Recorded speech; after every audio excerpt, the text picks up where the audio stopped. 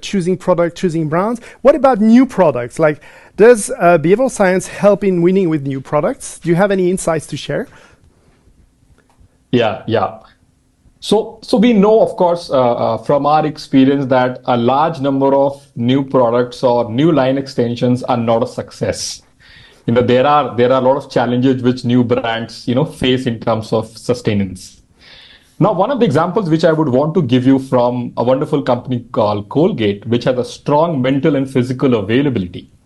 But the Colgate Sensitive, the line extension which they have launched, has not really, flying off the shelf. Now, why Colgate Sensitive could not do well? Now, it's a consulting problem. From a marketing and a behavioral science perspective, there is a solution. And to answer this question, let me call Professor Byron Sharp and Rory Sutherland. No, they're not coming. They're coming inside me. So I'm going to talk more about from both the lens of marketing science and behavioral science that why it has not worked. So from Professor Byron Sharp's point of view, the first law which says that most of the triads for any line extensions are going to be the heavy consumers for a parent brand. And if the parent brand consumers are not really satisfied with the line extensions, that is where the trials will not get generated. In the case of Colgate Sensitive, that is what has happened. Now, what a Rory would say, of course, we know about this in behavioral science. This is nothing but familiarity bias. We warm up to things which is more familiar and things which is more closure. He would say, my friend Orlando Wood has given a wonderful term called, fluent innovation, which is about 80% familiar, 20% new. So that was one of the reasons why, it has not worked. The second reason, Professor Byron Sharp says that, there is a law called natural monopoly law. What basically it means that in any category, if there is a large buyer, it monopolizes the light and occasional buyers, which means that in the category of sensitivity, whilst Colgate Sensitive was trying to get its consumers, Sensodyne has, worked to make a massive share. So anyone who's coming into the category, the chances of them trying Sensodyne is much higher than going to any other brand. And that was another reason why it was struggling to, get consumers on the brand. What would Rory say?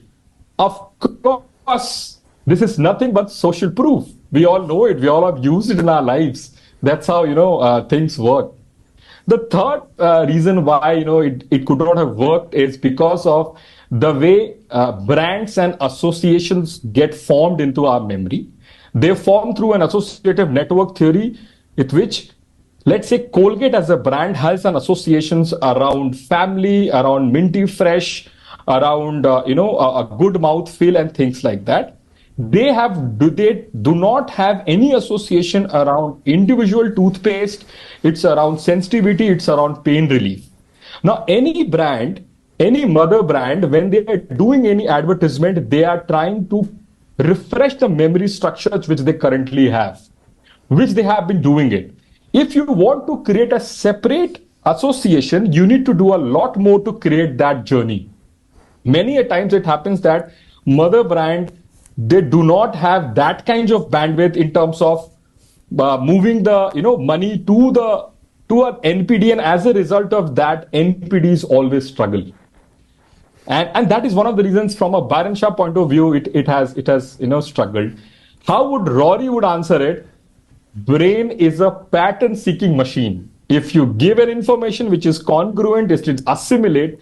If you give an information which is incongruent, it would reject. And probably that is the reason why it could not work. Thank you. That's fascinating to see how science insight can be converted into marketing principles. Quite applicable. Thank you very much. So we've covered plenty of areas. I would like to move to the home, to the second moment of truth.